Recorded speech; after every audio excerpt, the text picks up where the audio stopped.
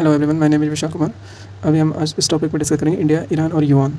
कि अभी इंडिया ने क्या किया है कि ईरान को पेमेंट किया है ऑयल खरीदने पर युआन में, ना कि डॉलर में। ओके, जबकि हम जानते अगर आप यूपीएससी और यूपीपीएससी की तैयारी कर रहे हैं तो आप GS2 और GS3 के सिलेबस में कवर हो सकता है इंटरनेशनल रिलेशन और इकोनॉमिक के अंदर। ओके, हुआ क्या है कि अभी जो पेट्रोल डॉलर सिस्टम था हमारा, कि अभी भी आप किसी भी कंट्री से अगर कोई ऑयल ख़रीदते हैं तो आपको डॉलर में पेमेंट करनी होती है। ये 1970 से ही चला आ रहा था।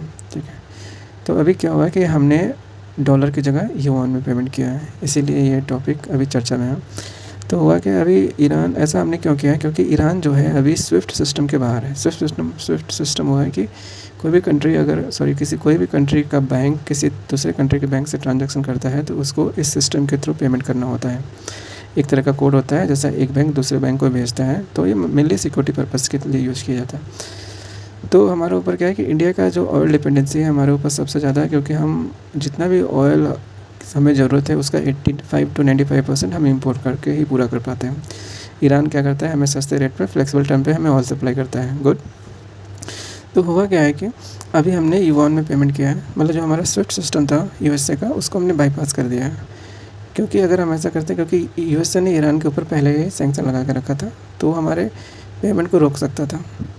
और दूसरा चीज़ ये है कि ईरान ने रुपया लेने पे मना कर दिया। अगर हम उसको रुपये में पेमेंट करना चाह रहे थे, लेकिन कहा कि नहीं, आप हमें युआन में पेमेंट करिए, क्योंकि हमारा जो ट्रेड है जो चाइना के साथ उनका सबसे ज़्यादा होता है, तो ताकि उन युआन में चाइना को पेमेंट कर सकें।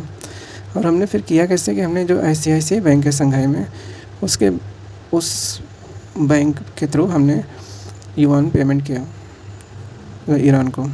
ठीक है, यहाँ तक समझ गए आप लोग। तो ऐसा हुआ कि हमारे लिए सबसे अच्छी बात यह हुई कि हमने क्या किया, यहाँ पे मल्टी अलाइनमेंट पॉलिसी अपनाया, क्योंकि हमारे लिए हमें सबसे दोस्ती बना के रखनी है, क्योंकि हमारे लिए नेशनल इंटरेस्ट सबसे पहले आता है। ठीक है, दूसरा चीज़ है कि हमें सस्ता ऑयल की ज़रूरत है अभी, क्योंकि अगर ऑयल महंगा होगा तो ट्रांसपोर्ट भी महंगा होगा। ठीक है, ट्रांसपोर्ट महंगा हुआ तो मैन्युफैक्चरिंग महंगी होगी, तो उसके साथ सब कुछ महंगा होगा। ओके, और तीसरी चीज़ ये है कि हमें डॉलर के ऊपर डिपेंडेंसी कम करना है, क्योंकि अमेरिका कभी भी हमें प्रेशर में डाल सकता है। जैसा कि आप देख रहे हो, ट्रम्प इस प्रकार का मोटी हो गए हैं कि वो कभी कुछ डिसीजन लेता है तो कभी कुछ डिसीजन लेता है। ठीक है, तो हमारे लिए चैलेंज ये है कि अभी क्या हुआ है कि युआन अभी फुली फ्री नहीं है, मतलब फुली कन्वर्टेबल नहीं है कि जैसे कि डॉलर है, डॉलर पूरा का पूरा मार्केट के ऊपर डिपेंड करता है, लेकिन चाइना जो है अभी भी युआन को कंट्रोल करती है। ठीक है, इसलिए हमारे ये थोड़ा दिक्कत की बात है।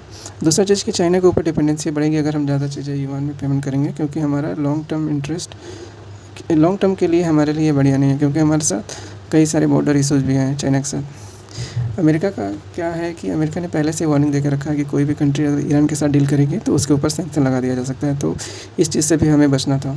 ठीक है, तो और अमेरिका हमारा मेजर ट्रेडिंग पार्टनर भी है। ठीक है, तो हम क्या कर सकते हैं फ्यूचर के लिए कि हम मल्टी अलाइनमेंट फंड पॉलिसी को अपनाएं, कि अपने देश, जो हमारा देश है उसको अपने टर्म्स में डील करें। ठीक है, अपनी ज़रूरतों के हिसाब से। दूसरा क्या है कि हम अपने करेंसी है उसको डाइवर्सिफाई कर सकते हैं, जैसे कि हम युआन में पेमेंट किया, यूरो में भी करें, दिरहम में भी करें, रुपये में भी करें, जैसा हम ईरान के साथ पहले भी करते थे और रसिया के साथ भी।